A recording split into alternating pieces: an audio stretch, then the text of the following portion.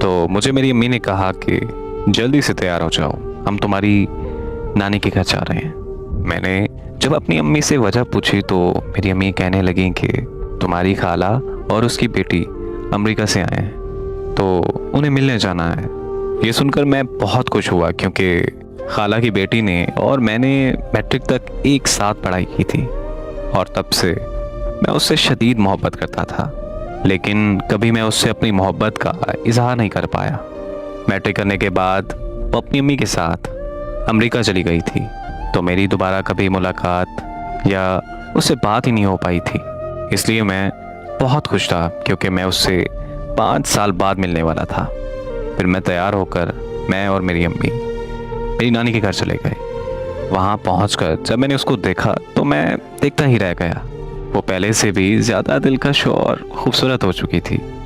دعا سلام کرنے کے بعد میں فون سننے کے لیے چھت پر گیا تو وہ بھی میرے پیچھے چھت پر آ گئی اور میرا ہاتھ پکڑ کر کہنے لگی کہ کیا تم مجھ سے شادی کرو گے؟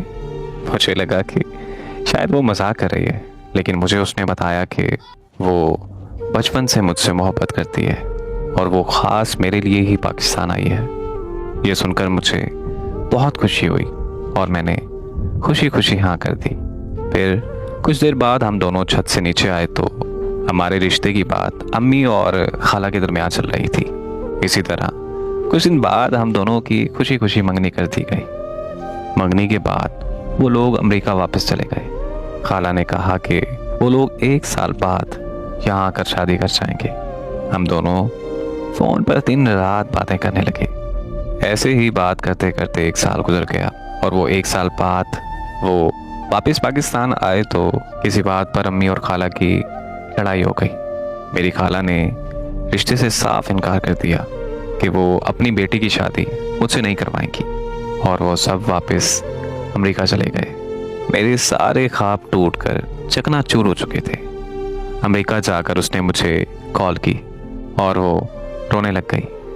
میں نے اسے دلاسا دیا کہ سب ٹھیک ہو جائے گا، تم فکر مت کرو، اور پھر ہم دونوں امی اور خالہ کی صلح ہونے کا انتظار کرنے لگے۔ پورا 1 سال ایسے ہی گزر گیا، لیکن امی اور خالہ کی صلح نہیں ہوئی۔ پھر اس نے بتایا کہ وہ سب ماموں کے گھر پاکستان آ رہے ہیں۔ تب میں امی کے پاؤں میں بیٹھ کر رونے لگا، اور میں نے امی کو کہا کہ پلیز خالہ سے صلح کر لیں۔ امی نے مجھ سے وعدہ کیا کہ وہ خالہ سے صلح کر لیں گی۔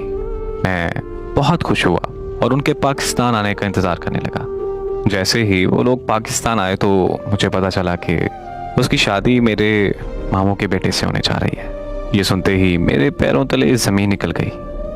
میں نے اس کو کال کی تو اس کا نمبر بند جا رہا تھا۔ امی کے لاکھ منع کرنے کے باوجود بھی میں ماموں کے گھر چلا گیا۔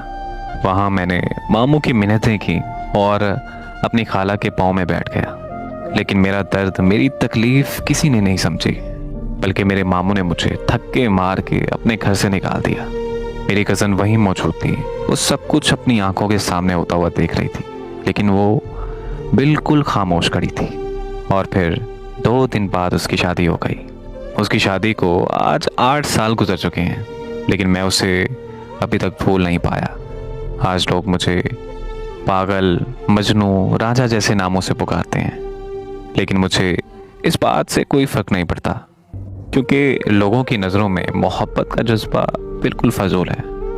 مجھے اس بات سے بھی کوئی فرق نہیں پڑتا کہ وہ مجبور تھی یا بے وفا۔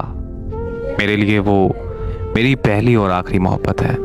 میرے قریب محبت میں قبلہ بدل لینا شرک کے زمرے میں آتا ہے۔